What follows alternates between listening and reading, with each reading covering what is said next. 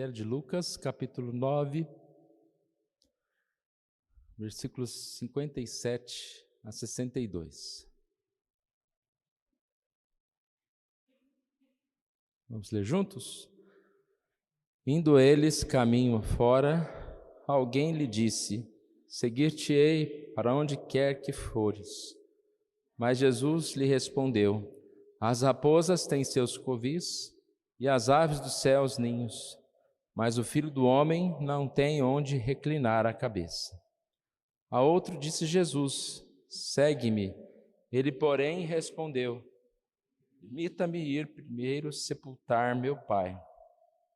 Mas Jesus insistiu: Deixa os mortos sepultar os seus próprios mortos. Porém, vai e prega o reino de Deus. Outro lhe disse: Seguir-te-ei, Senhor, mas deixe-me primeiro despedir-os de casa.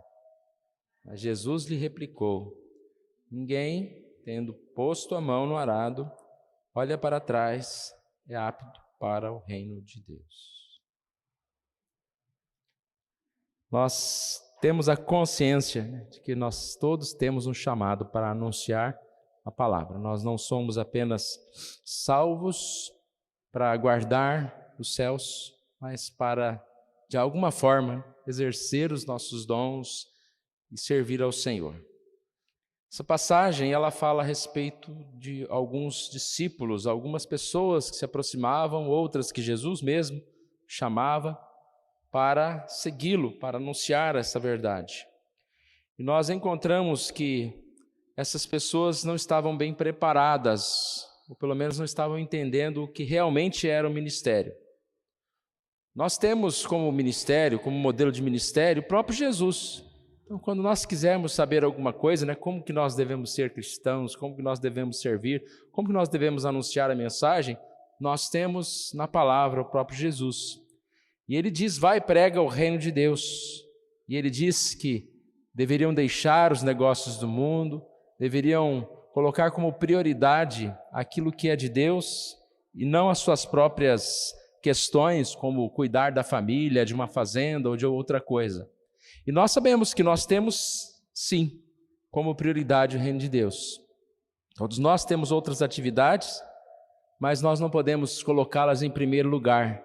Nós sabemos que em tudo que nós temos nessa vida, nós precisamos lembrar que precisa haver esse momento, esse espaço, essa atenção para o reino de Deus.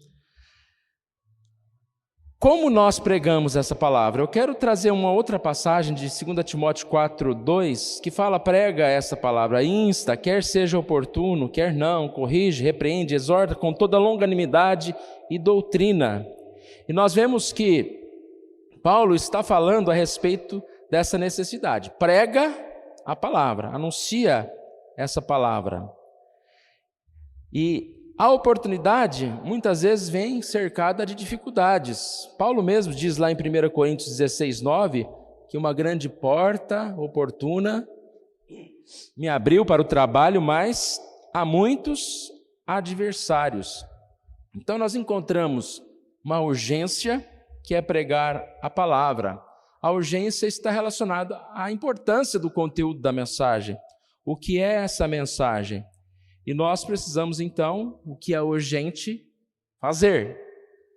Tem um monte de coisa que a gente tem para fazer na nossa vida, nossa casa, nosso trabalho, que a gente não fez. E a gente fala: é falta de tempo. Também falta de tempo. Mas mais do que o tempo é a questão da urgência. Sua casa está pegando fogo, você fala: não, agora não posso, deixa eu pegar fogo lá, porque agora estou na escola dominical, a hora que acabar a escola dominical eu vou lá, né? Então, às vezes, tem coisas que você precisa parar tudo, no sentido de urgência, e fazer. E nós entendemos que não apenas a urgência, mas aqui esse texto de 2 Timóteo 4:2 nos dá algumas instruções importantes. Primeiro ele fala, corrige, repreende, exorta. A palavra precisa ser pregada nas suas variadas formas. Não podemos falar apenas do amor de Deus, não podemos apenas ficar corrigindo as pessoas, repreendendo as pessoas. Mas a palavra deve ser falada da sua variedade. Não há nada tão variado, né, como a palavra de Deus, que você pode falar sobre vários temas. Então você pode incitar as pessoas a várias questões, várias disciplinas espirituais. Também você pode confortar pessoas em todo tipo de situação que ela está vivendo com a palavra, porque a palavra traz muitas palavras de conforto. E aí nós sabemos, né, a riqueza que é a palavra. E nós não podemos nos fixar em um só ponto. Pregar só sobre o pecado, sobre o pecado. Olha que você está deixando disso, deixando daquilo. Você vai, de certa forma, perder uma pessoa porque você só está insistindo em algum ponto. Ou talvez você possa, por outro lado, né, falar tanto de amor, de bondade de Deus, que você vai fazer com que a pessoa se torne uma pessoa, não, mas Deus é tão bom, então eu vou viver do jeito que eu quiser. Mas o mais importante da pregação da palavra é o conteúdo dessa palavra, no sentido da qualidade, no sentido de ser pregado com doutrina. Aqui fala com toda longanimidade e doutrina. E doutrina. Não podemos falar a palavra sem essa doutrina, ou seja, o que significa isso? Sem falar da forma correta, sem tratar dos pontos principais. Como você vai falar de salvação sem falar de pecado? Então, quando você vai evangelizar alguém, a primeira coisa que você tem que falar é: você, o homem, é pecador, precisa arrepender-se dos seus pecados.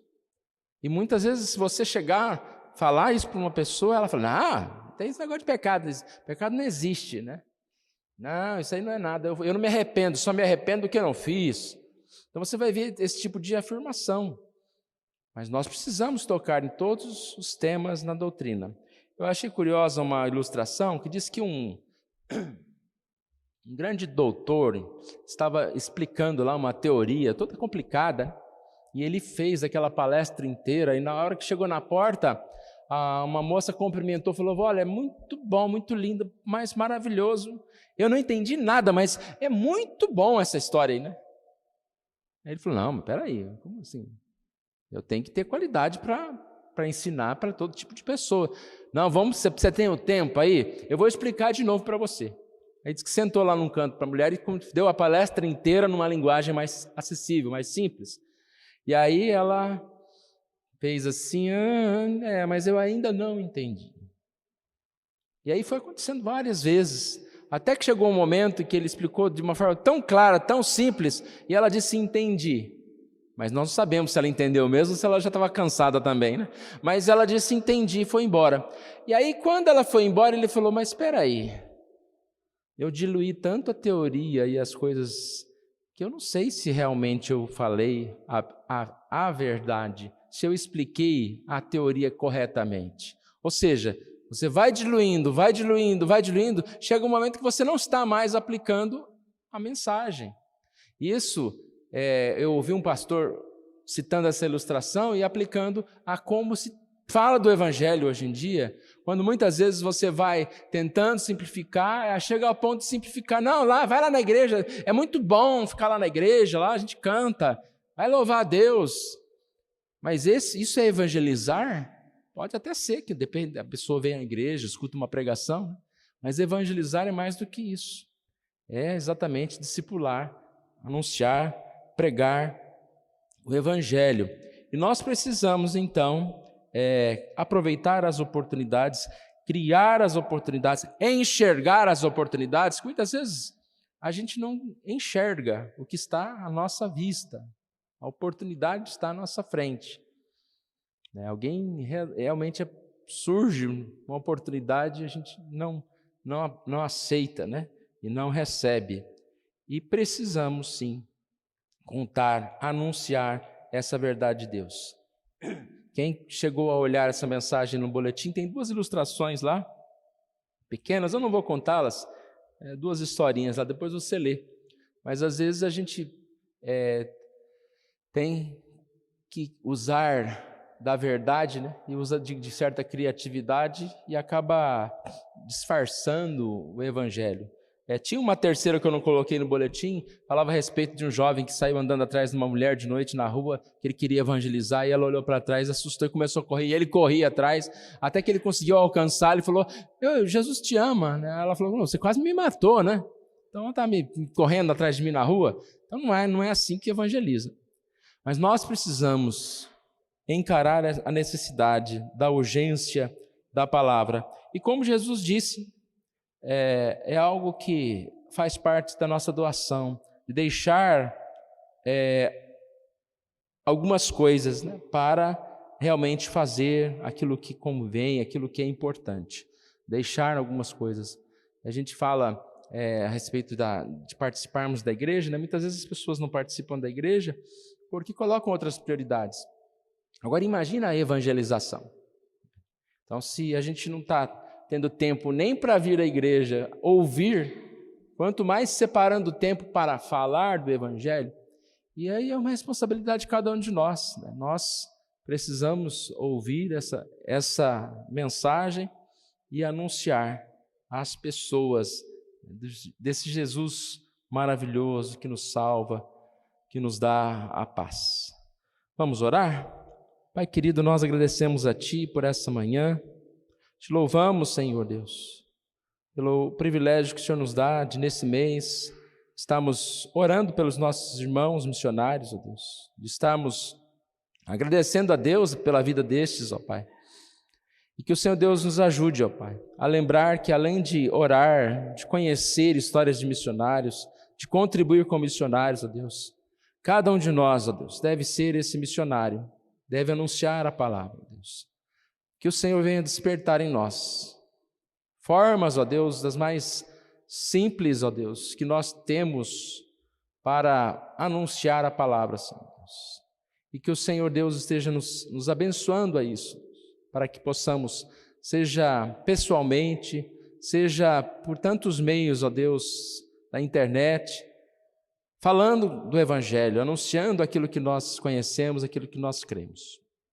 Nos abençoe, nós assim oramos em nome de Jesus.